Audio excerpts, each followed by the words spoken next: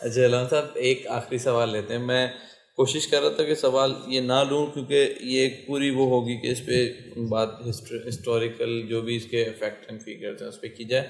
یہ اسلام 360 کے نام سے ایک اپلیکیشن ہے اور انڈیا سے بہت سارے سوالات آ رہے ہیں نا یہ کہ جو ہے وہ انڈیا میں کہ اسلام 360 کو پروموٹ کیا جا رہا ہے، پاکستان میں بھی.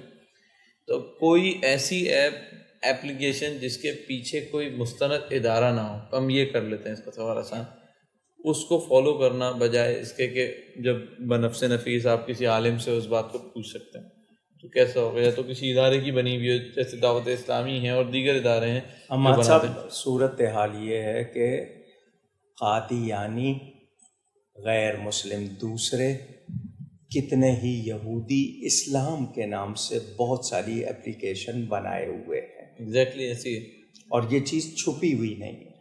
قرآن پاک کا ترجمہ، قرآن پاک اپنے مطلب کا بھی وہ بنا رکھتے ہیں، اس میں ترجمہ کر کتنی آیتیں نکال کے وہ بنایا ہوا ہے. تو بہت زیادہ احتیاط کی ضرورت ہے اور اس معاملے میں شرعی احکام ہے. ٹھیک ہے. تو میں جب تک مجھے پورا یقین نہیں ہے میں کسی سے فتویٰ نہیں لے سکتا جس کے بارے میں پتہ نہ ہو کہ یہ پورا مفتی ہے یا نہیں ہے.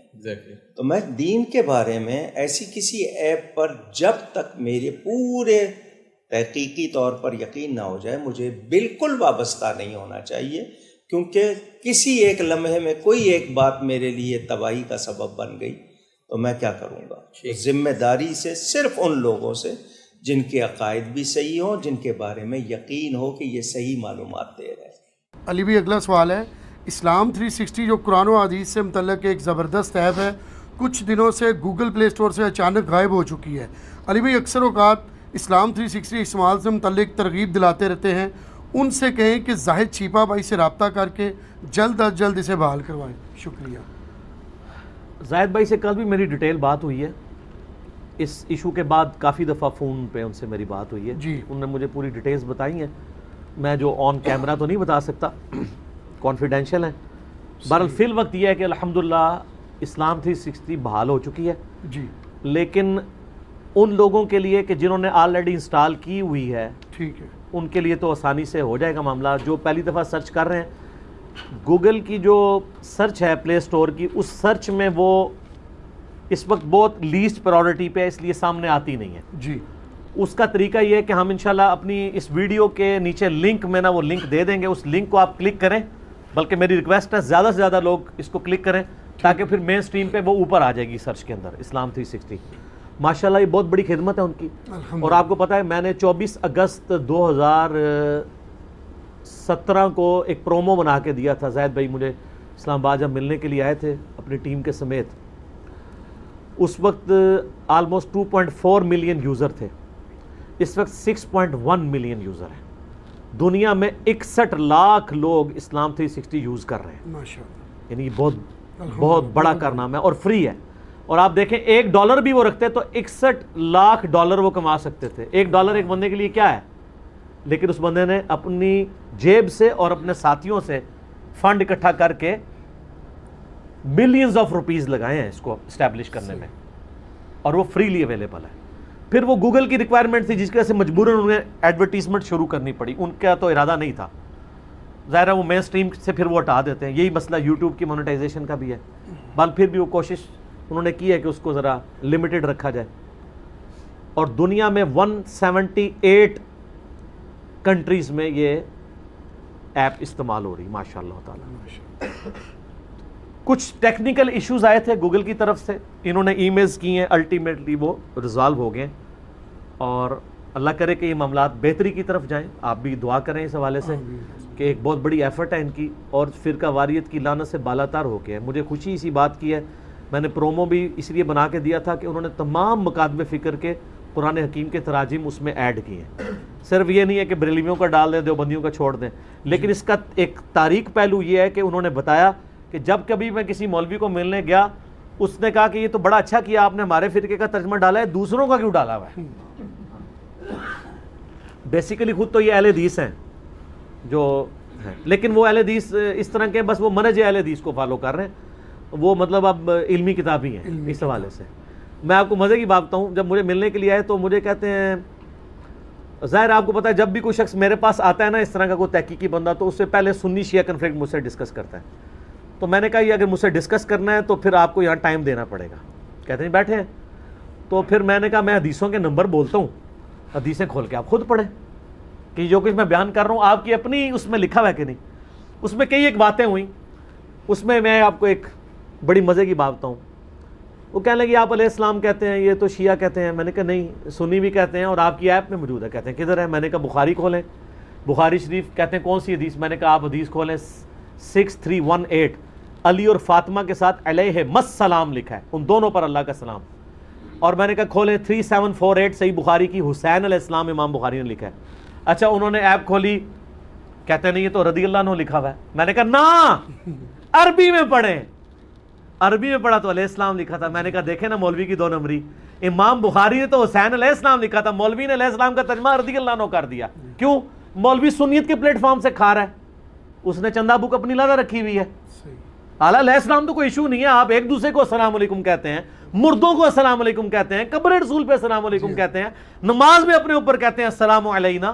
میرے اس پہ کلپ ہے علیہ السلام سنی شیعہ کا اختلاف علیہ السلام اور رضی اللہ عنہ پہ. تو حیران ہو گئے.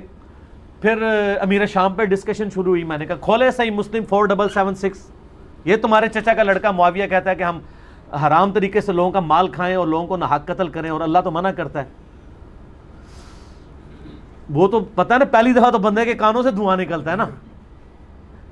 تو میں نے کہا یہ آپ کی ایپ ہی ہے نا سر, میں نے کوئی جادو تو نہیں کیا. اینڈ مجھے کہتا ہے علی بھائی مجھے بتائیں مجھے اب سنی ہونا چاہیے یا شیعہ ہونا چاہیے؟ جب اس لیول پہ کوئی پہنچ جائے نا تو وہ ٹائم ہوتا ہے کہ وہ پھر جھوم کے کہتا ہے کہ نہ میں وابی نہ میں بابی, میں ہوں مسلم علمی کتابی. میں نے کہا آپ سنی شیعہ نہ ہو, آپ مسلم رہیں, اور جو بات شیعہ کی ٹھیک ہے آپ وہ ایکسیپٹ کریں, جو سنیوں کی ٹھیک ہے آپ وہ ایکسیپٹ کریں.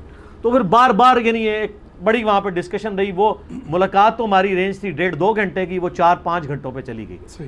بل میرے پاس بھی ٹائم تھا تو گپ شپ کرتے رہے. الٹیمیٹلی پھر وہ یعنی ایشو ریزالو ہو گیا. تو اسلام 360 سے مجھے یاد آیا, اسلام 360 پہ جب کبھی کوئی اس طرح کا ایشو آتا ہے, آپ کو پتہ ہے پچھلے دنوں وہ ایک بریلوی عالم نے وہ لیکن ڈائریکٹ نہیں پڑھنا, تو وہ اس مولانا کے بارے میں میرا کلپ آیا ماشاءاللہ, وہ کتنا وائرل ہوا. میں نے اس میں بتایا کہ کتنے بڑے دشمن ہیں, یہ نہیں چاہتے.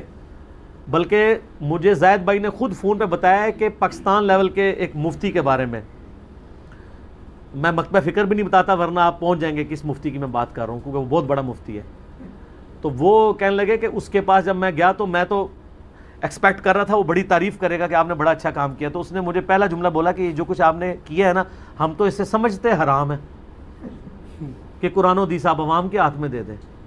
اب اس بیچارے نے کیا بات کرنی ہے, پھر ٹی وی ٹاک شوز میں ہی جا کے اس نے اسلام 360 کا تعارف کروانا ہے نا. جی ٹھیک ہے نا.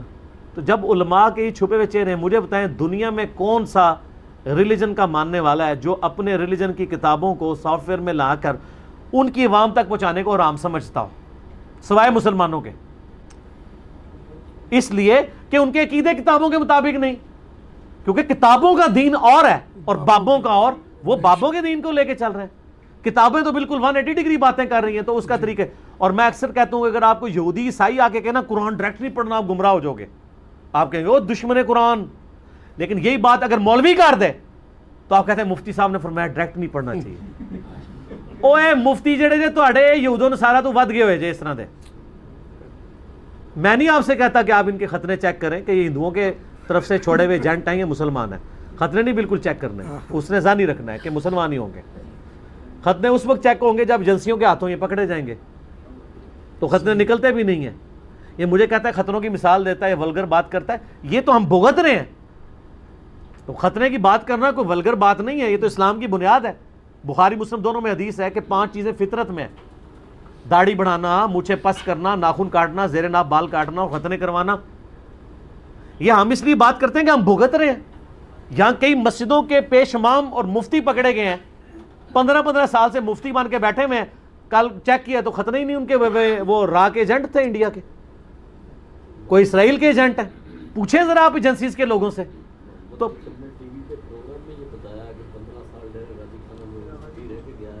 ہاں تو دیکھیں, تو سر پھر میں یہی تو بات کر رہا ہوں. جب میں یہ کہتا ہوں کہ جناب یہ ان کے ختنے چیک کریں, کہتے ہیں یہ توہین کر رہے ہیں. ٹھیک ہے, ویسے اب اگر سمجھدار ہوئے تو آندہ یہ کوئی ایجنٹ جو ہے نا ختنے کرا کے بھیجا کریں گے, ٹھیک ہے, اور اس میں ویسے اگر لیٹ عمر میں ختنہ ہوا وہ بھی پتہ چل جاتا ہے, اس کے لیے آپ کو کوئی بچپن سے ختنے والا ڈھونڈنا پڑے گا, وہ اگر آپ بھیجیں گے نا تو وہ نہیں پکڑا جائے گا, ٹھیک ہے. یہ میں ایک علمی بات ایک کر دی میڈیکل کے پوائنٹ آف ویو سے, جزاک اللہ. ٹھیک ہے.